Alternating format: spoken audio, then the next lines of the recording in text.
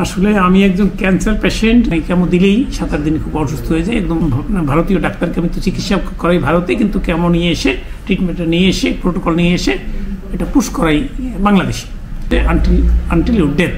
আমার 18 লাখ রুপিস, 1,40,00,000 টাকার মতো এই পর্যন্ত আমার খরচ হয়ে গেছে। আসসালামু আলাইকুম, আশা করি আপনারা সবাই ভালো আছেন। আমি লাস্ট ভিডিওতে আপনাদেরকে বলেছিলাম যে বাংলাদেশ থেকে কিছু পেশেন্ট আসতেছেন আমাদের এই হসপিটালে ট্রিটমেন্ট নেওয়ার জন্য। তারা অলরেডি এসেছিলেন এবং ট্রিটমেন্ট নিয়ে তারা চলে গেছেন বাংলাদেশে। আমি আসলে এই ভিডিওতে তাদের এক্সপিরিয়েন্সটা শেয়ার করব। তারা মূলত ভারতে ট্রিটমেন্ট নিতেন। ভারতে তারা প্রায় আমাকে বলেছেন প্রায় 1.5 কোটি টাকার মতো তারা খরচ করেছেন, যার মধ্যে 84 লক্ষ টাকা শুধুমাত্র তাদের ভুল ট্রিটমেন্টের অপচয়। এত একটা বড় অঙ্কের টাকা তারা শুধুমাত্র ভুল ট্রিটমেন্টের পিছনে অপচয় করেছেন। এবং চায়নাতে আসার পূর্বে তিনি কিন্তু যথারীতি কানাডা এবং অস্ট্রেলিয়ার বিভিন্ন ডক্টরদের সাথে কথা বলেছেন, এবং চায়নাতে আসার পর তারা ডক্টরের কাছ থেকে যা শুনেছেন তার সম্পূর্ণ মিল রয়েছে কানাডা এবং অস্ট্রেলিয়ান ডক্টরদের কথার সাথে।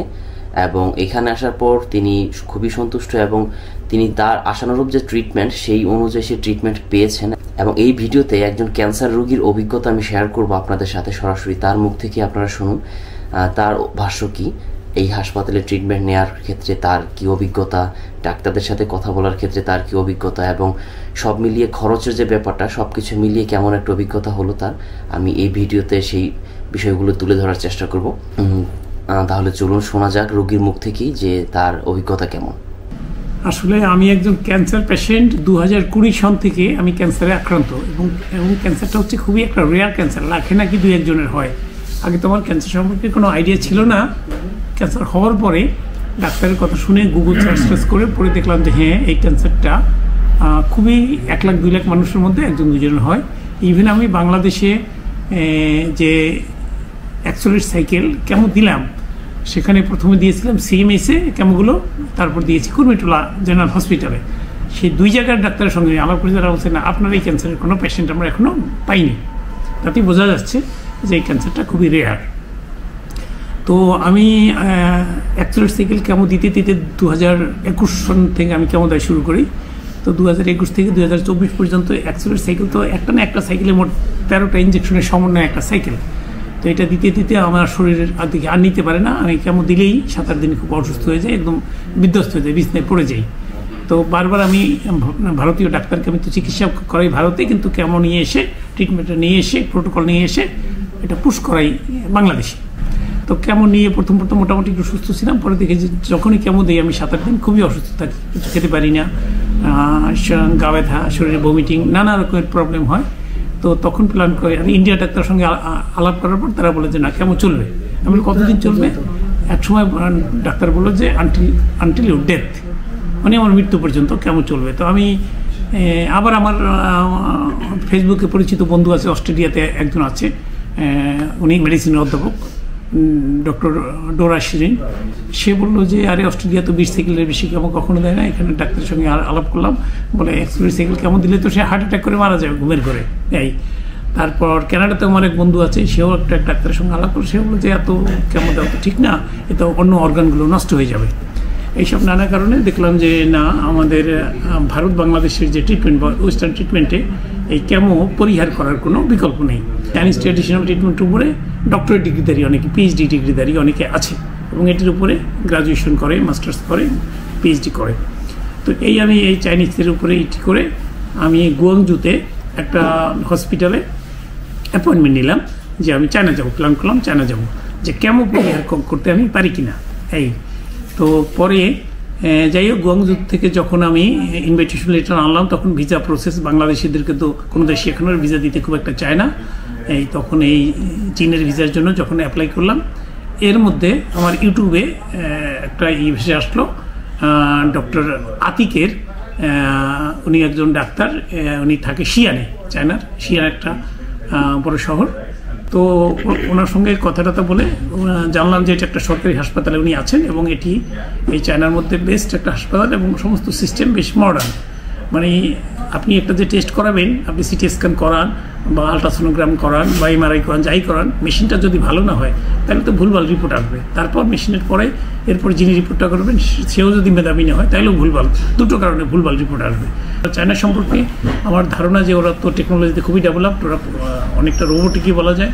তো ওদের তো টেকনোলজি অবশ্যই ইউরোপিয়ান কান্ট্রি থেকে নিচে তো হবে না, উপরে হতে পারে।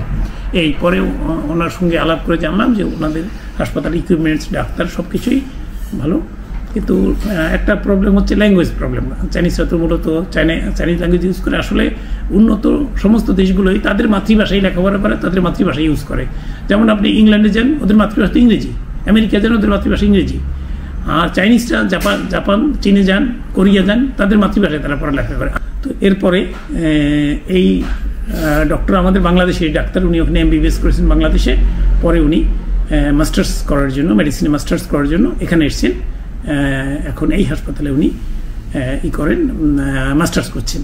তো ওনার সব কথাবার্তা শুনে প্ল্যান করলাম যে না, আমি গুয়াংজুতে আর যাবো না, আমি ওনার শিয়ান, এই শহরটার নাম হচ্ছে শিয়ান, XIAN, শিয়ান, আমি শিয়ানে এই হসপিটালটায় যাবো। এই হসপিটালটার নাম হচ্ছে first affiliated hospital of Xi'an Jiaotong university. এটি আসলে শিয়ান জিওটং ইউনিভার্সিটির আন্ডারে একটা হসপিটাল।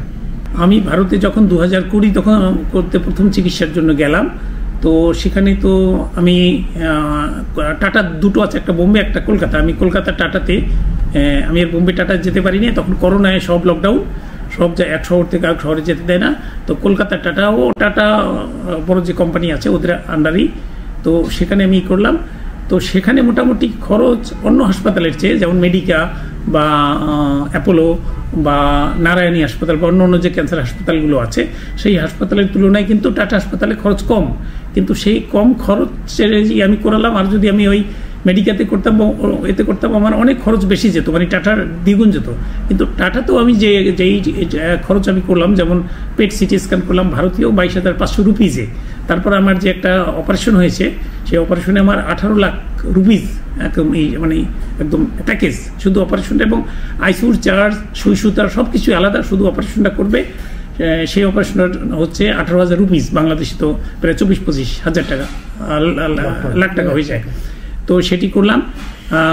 এবং আমি 2020 সন থেকে এই 2024 অক্টোবর পর্যন্ত আমি এই টাটা হাসপাতালেই 3 মাস 4 মাস অন্তর অন্তর চেক আপে যেতাম, সিটি স্ক্যান করাতাম, তাতে আমার প্রায় 1,40,00,000 টাকার মতো এই পর্যন্ত আমার খরচ হয়ে গেছে এই ভারতে। এবং ওখানে একটা সিটি স্ক্যান, দুটো সিটি স্ক্যান, একটা হচ্ছে আমার হোল অ্যাবডোমেনের আর একটা চেস্টের, সবসময় করো তো 17,000 রুপিজ। আর যদি কন্ট্রাস্ট দিতাম তাতে আরও 1,900 রুপিজ, তাতে প্রায় 20,000 রুপিজের মতোই, যা বাংলাদেশি টাকায় প্রায় 25,000 টাকা। এটা হলো ভারতের চিকিৎসা, টাটার কথা বলছি। কিন্তু টাটার বাইরে যদি আপনি অ্যাপোলোতে করান তাহলে বোধ হয় দ্বিগুণ না গেলেও এর চেয়ে বেশি যাবে, বা মেডিকাতে করালেও দ্বিগুণ না গেলেও বেশি যাবে। এই তো আমি টাটার কথা বলছি, তাই টাটায় একদম বেশিও না কমও না, মাঝারি খরচ, সেই মাঝারি খরচটাই এটা বলছি।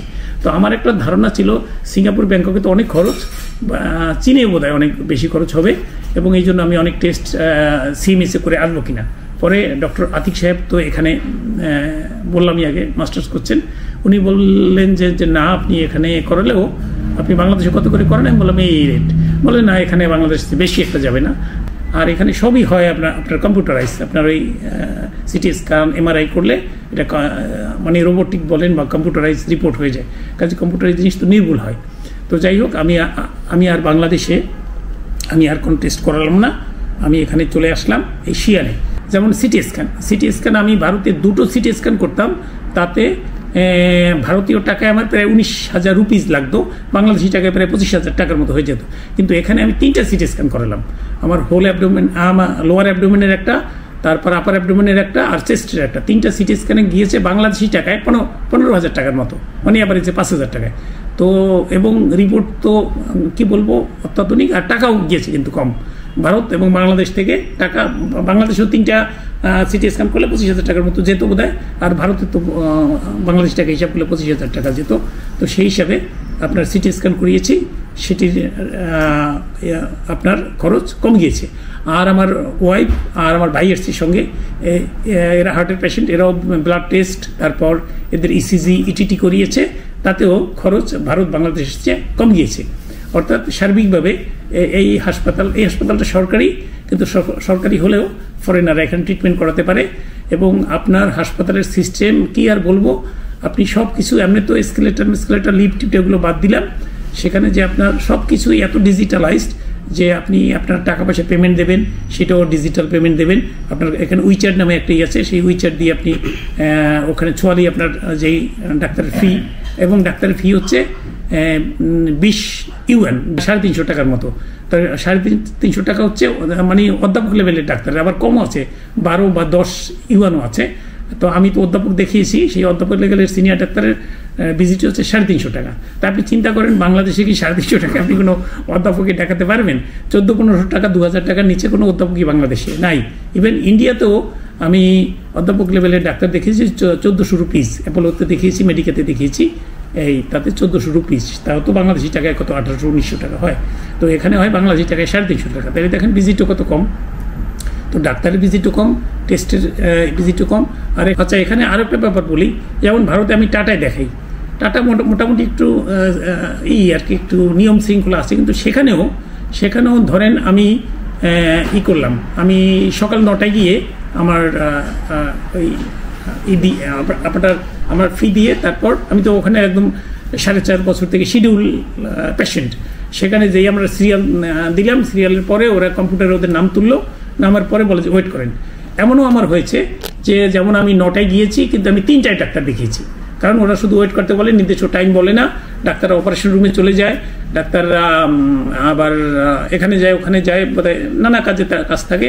তা কোনো সময় এরকম হয়েছে যে আমি 9টায়, আমি তো ওই 2-3 মাস অন্তরে যাই, এই 4.5 বছরে কতবার গিয়েছি আপনি বলেন? অন্তত বোধহয় 100 বার গিয়েছি। তো শুধু একবারই আমি 9টায় গিয়ে, আমি সবসময় 9টায় গিয়ে আমি রিপোর্ট করি, 11টায় দেখাতে পেরেছি। আর কোনো দিন 1টা, কোনো দিন 2টা, এবং একদিন দেখিয়েছি 3টায়। এই আর একটা হচ্ছে ওখানে আপনার যেমন পেট সিটি স্ক্যানের জন্য আমাকে ডাক্তার লিখে দিয়েছে, তারপর টাটাতে গেলাম, বদনাম বলছি না, যেটা রিয়ালিটি আর কি। তারপর যাওয়ার পরে সেখানে প্রায় আধা ঘন্টা পর কিউ থেকে আমি যখন কাউন্টারে গেলাম, আমাকে 7 দিন পর বললো যে 7 দিন পর তোমার পেট সিটি স্ক্যান হবে। তখন আমি ক্যান্সারে মরণাপন্ন রোগী, কি আর করা। তারপর 7 দিন পর আসলাম, 7 দিন পরে আমার পেট সিটি স্ক্যান করালো 22,500 রুপিস দিয়ে। এটা হচ্ছে 2020 সনের কথা বলছি। তারপর বললো রিপোর্ট পাবো 7 দিন পর। মানে আমি প্রথমে যেদিন ডাক্তার লিখলো তার 7 দিন পর আমি টেস্ট করালাম, আর রিপোর্ট পেলাম 7 দিন পর, 14 দিন পর। তাতে যদি 14 দিনে যায় রিপোর্ট, তাহলে কী অবস্থা হয় আপনি বলেন? তো তখন আমি তো খুব আতঙ্কগ্রস্ত ছিলাম। তো এখানে হচ্ছে যে আপনি আজকে সিটি স্ক্যান করালে আপনি বিকেলেই রিপোর্ট কম্পিউটার হয়ে যাবে, বুঝছেন? সকালে করালে বিকেলেই রিপোর্ট পেলেন। আবার আর রিপোর্ট আনতে কারোর কাছে আপনার যেতে হবে না। রিপোর্ট আবার মেশিন আছে, সেখানে আপনার ফিল্ম সহ, বড় মেশিন যেগুলো সেগুলো ফিল্ম সহ আপনার একদম বেরোয় যাবে। আপনার ওই যে আপনি যে টাকা জমা দিয়েছেন সেটা আছে, ওটি বারকোড আছে, ওটি আপনি টাচ করবেন, এর সঙ্গে সঙ্গে আপনার রিপোর্ট বেরোয় যাবে। আবার ব্লাড সেটা হচ্ছে ওইটাই করবেন, ওটা প্রিন্ট হয়ে বেরোয় যাবে। মানে বিস্ময়কর। তবে এটা বেরোয় সব চাইনিজ ভাষায়। এখানে আবার ওদের এমন আছে বিস্ময়কর বিষয় যে ওদের উইচ্যাটের মধ্যে আপনি একটা চাইনিজ যে কোনো একটা জিনিসের ছবি তুলবেন, আমরা তো জানি যে ছবি জেপিজি মোডে, ওইটি তো টেক্সট নর্মালি হয়, আপনার অনুবাদ করা যায়। আর এটা হলো ছবিতে যেই লেখা, সেই লেখা আপনার জাদুর মতো আপনার স্ক্যান করে ওরা সঙ্গে সঙ্গে 10-15 সেকেন্ডের মধ্যে সেটি ইংরেজি ভাষায় ট্রান্সলেট করে দেয়।